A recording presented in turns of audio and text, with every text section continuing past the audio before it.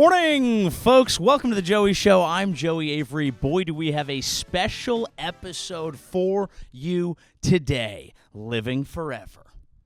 Are we going to do it? Can we do it? There is a specific group of millionaires, billionaires, Silicon Valley tech elites who are telling us now, louder than ever before, that death does not need to happen. Now, you might be noticing I'm not in the normal studio today. I'm not.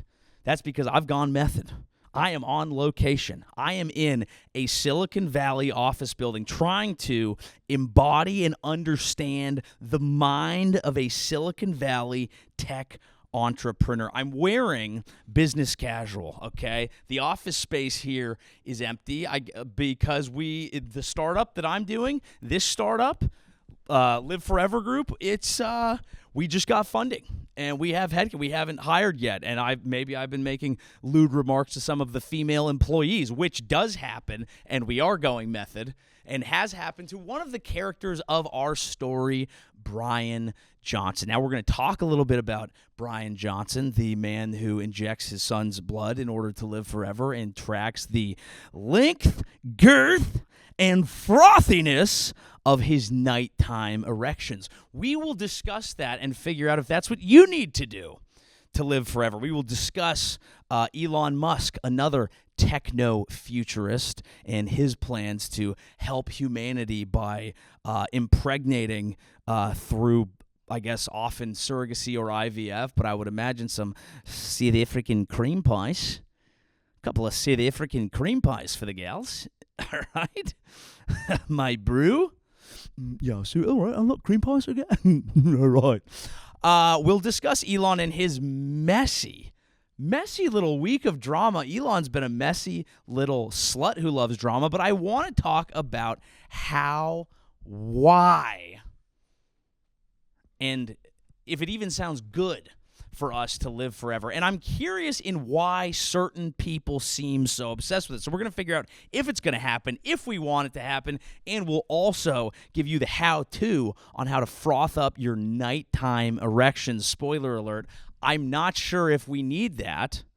I'm a stomach sleeper.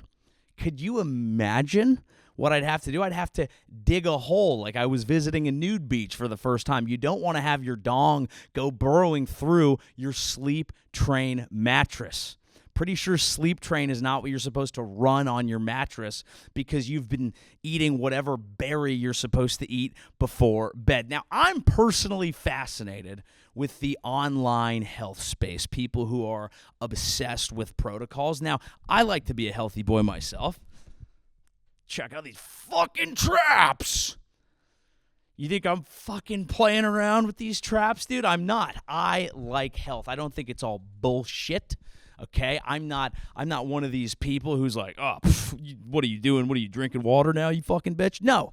I appreciate a good health protocol. I want to be healthy, but I want to throw out the ones that I think are weird. There is a group of people that is so obsessed with living forever, with being the ones who get humanity to the next level, and I would argue with simply themselves, that their level of obsession and dedication to the concept of living forever has made it a weird cottage industry for the potentially insane.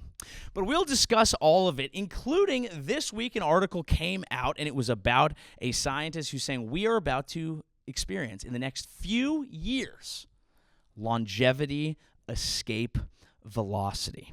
Okay, what is that? That means life expectancy will increase more than a year each year. So we'll actually be gaining time. We will be in the space shuttle on the way to living forever. Let's let Ray Kurzweil himself explain it. By the end of this decade, as we go into the 2030s, we're going to achieve a new milestone. It's called longevity escape velocity. Right now, you go through a year and you use up a year of your longevity. However, scientific progress is also progressing, which is actually bringing us back. It's giving us cures for diseases, new forms of treatments. So right now, you're getting back about 4 months. However, the scientific progress is on an exponential. It's going to get faster and faster. And as we get to the early 30s, you're going to get back a full year. As we actually go past that point, you'll actually get back more than a year, and you'll go backwards in time. Now, that sounds interesting. That sounds nice. The math feels a little simple to me. If you know anything about Ray Kurzweil, he's somebody who has predicted a lot of things in AI. He's apparently predicting that yellow suspenders is going to come back, and I'm not sure if everyone gets all their predictions right. Now, I hope he's right. I'd like to live a bit longer. I think that'd be cool. Do I want to live forever? No, I'm not sure that's great for anybody either.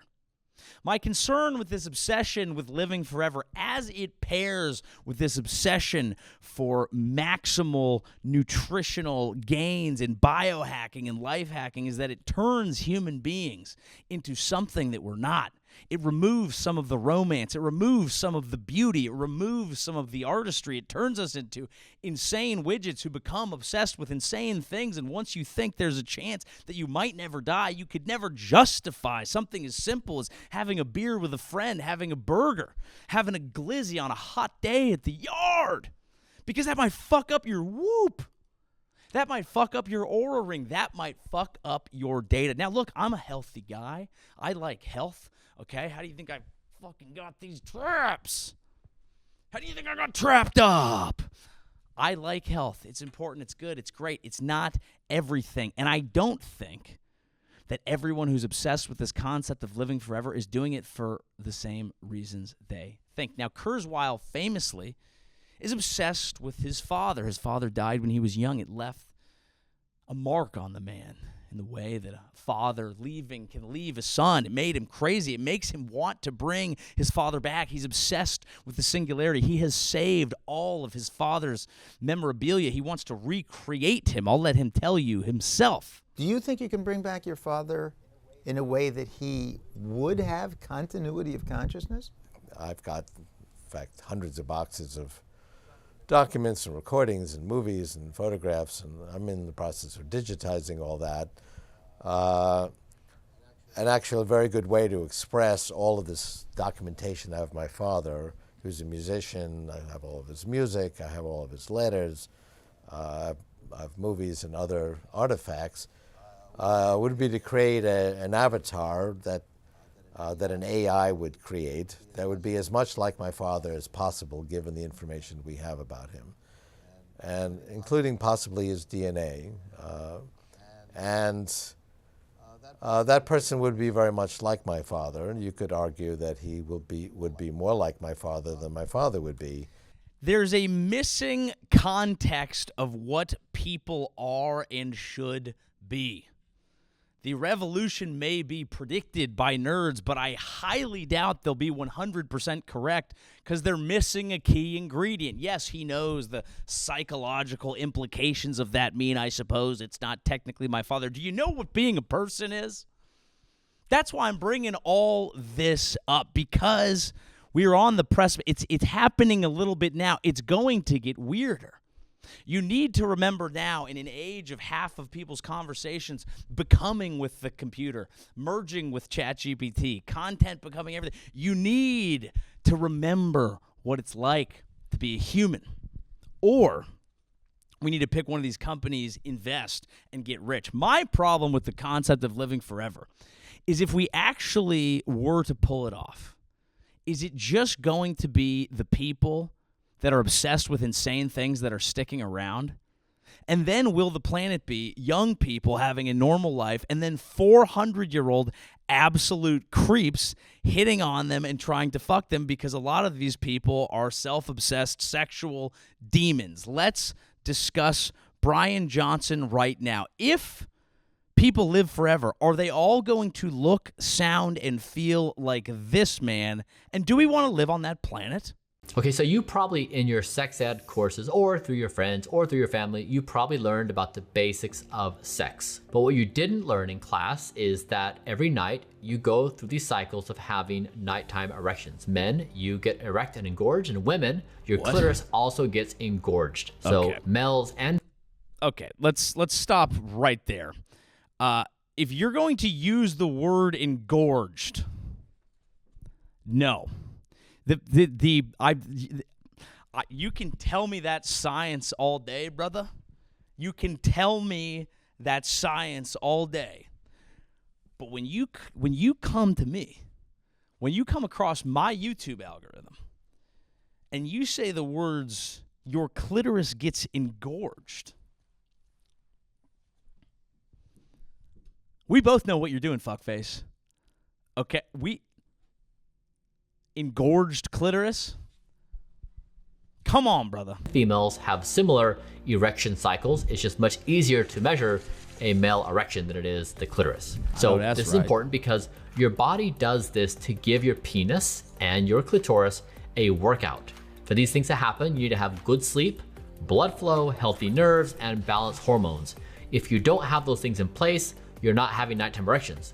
When I first started speaking about erections publicly, many of my friends texted me and they said, Bryan, I don't think I'm having any erections. And I said, well, how's your sleep? And they said, awful. There it is. If you're not sleeping well, you're grinding, or you're otherwise just not prioritizing sleep, you're probably flaccid. Now, this is very problematic because... Okay. First of all, I do have to, as a fellow tradesman, okay, as someone who shares a craft with this gentleman, as someone who also discusses erections publicly, I understand that you might get some interesting feedback from your friends. It's not the normal path.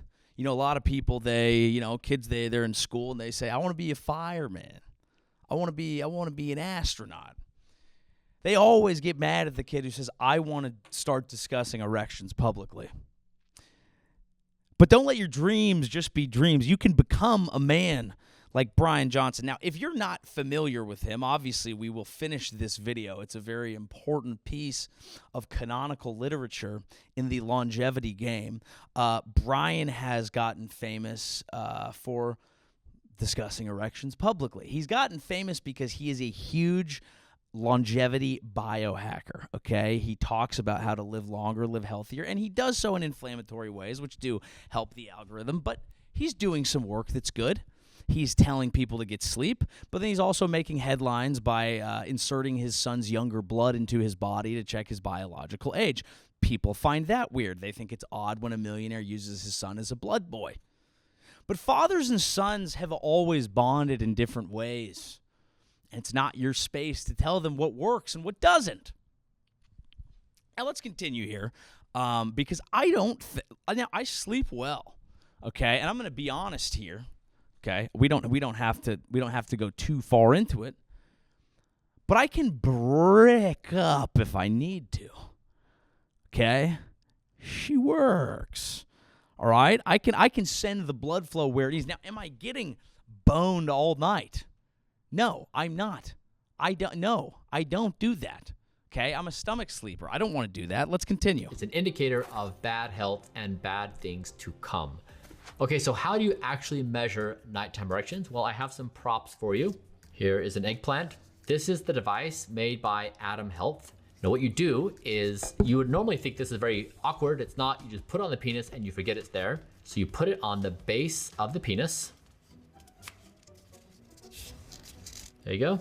And then throughout the night, as you become erect, it measures both the engorgement and the duration. So you have a map the entire night of your erection cycles. Now mine, I had 4 total erections for a duration of just over 3 hours. To put this in context, my nighttime erections are the length of the Titanic, the movie, not the boat. And that is better than an average 18-year-old. Okay, so what else can we do to measure penis health? Well, a couple years ago, my team and I asked this question. We were measuring the biological age of every organ of my body, like my heart and my lungs. Now, what's interesting about all this is he brags at length about his titanic, girthy, frothy erections. He finds them beautiful. He finds them to be an important part of health. He also takes Cialis and claims that it has nothing to do with his nighttime dingers. No, he just takes Cialis for the longevity benefits because it helps you cognitively. Yeah, it helps me think about fucking all the time. Sup? What's up? Yeah, maybe injecting tea and Cialis into your system that makes you have a crazy sex drive and that might make you feel younger. That is possible. Who's to say I'm only pretending to be an entrepreneur for the afternoon? So Mr. Johnson here, if I may call him that, has caught a lot of people's eyes. Now, what's interesting about him is not only that he uses his salacious techniques to bring some more visibility to his work in the field of longevity. It's that he also apparently wanders around his office shirtless, makes inappropriate comments to some of the women there, and forces people to sign NDAs. Let's go to my favorite news source. Welcome back. Tech entrepreneur Bryan Johnson, known as the anti-aging millionaire, has been accused of using non-disclosure agreements to prevent employees at his startup Blueprint from speaking up about his bizarre workplace behavior.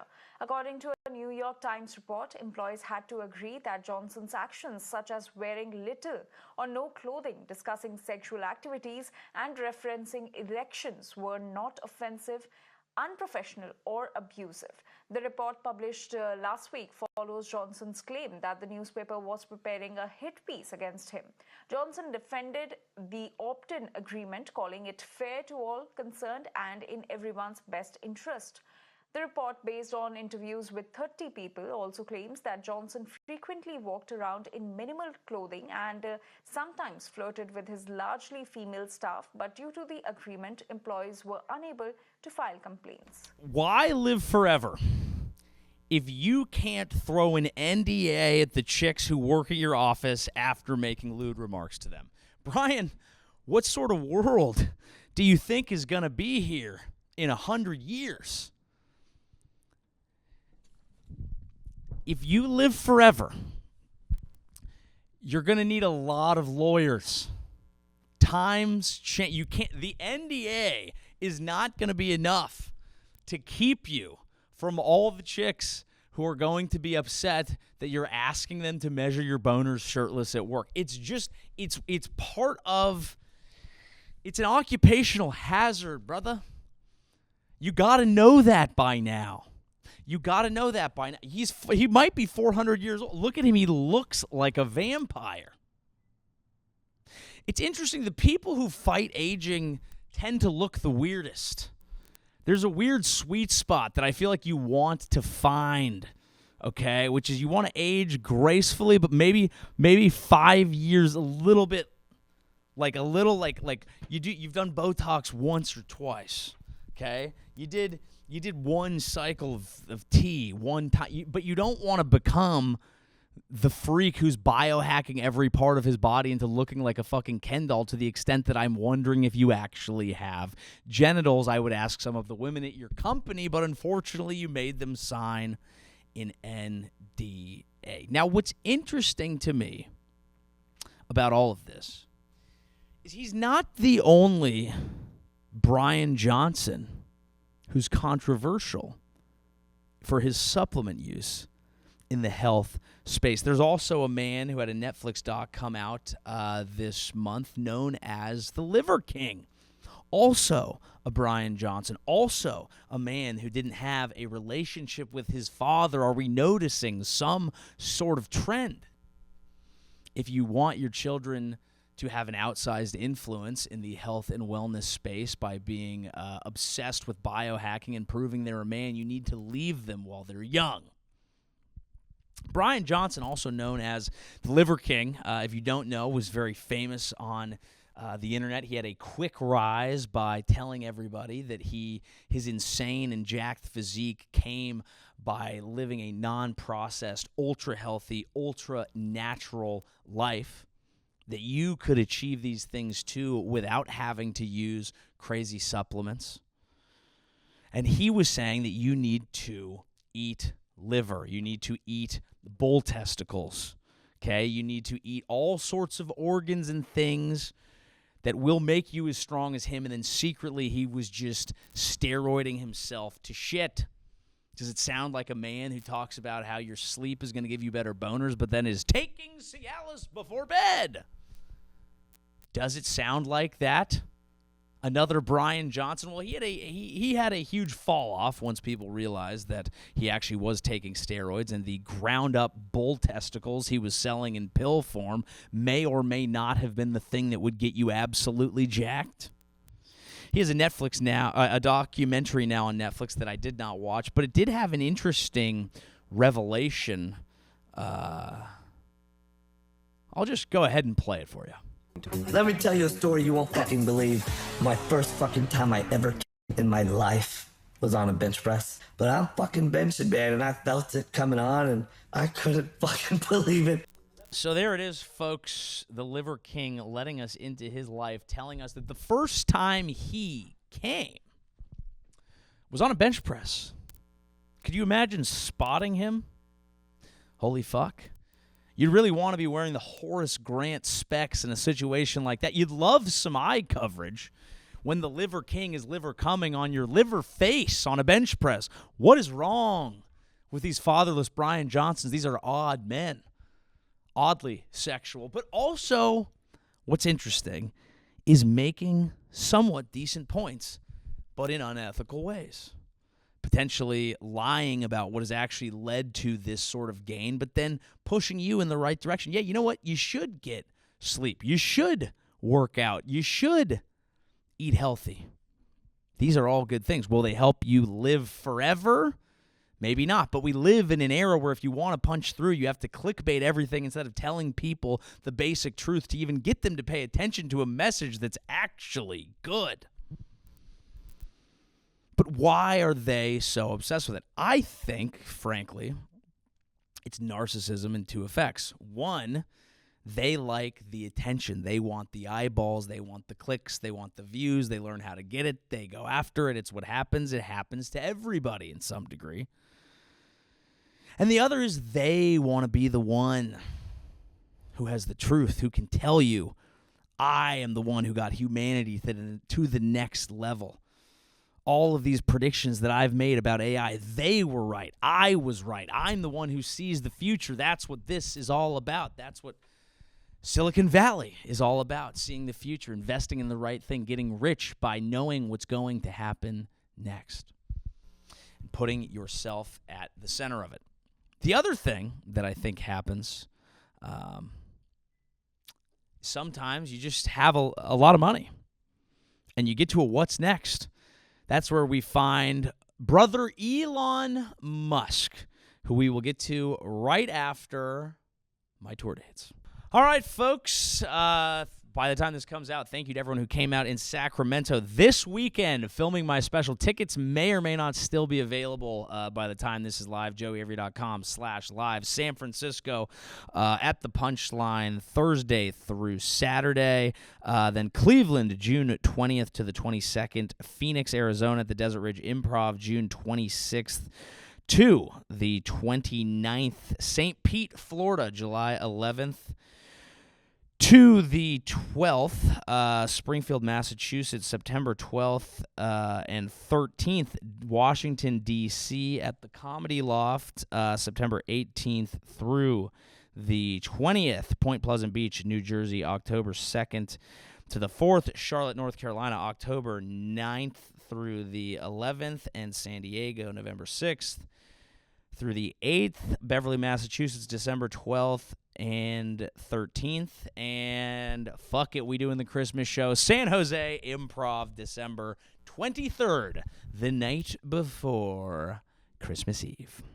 JoeyAvery.com/live.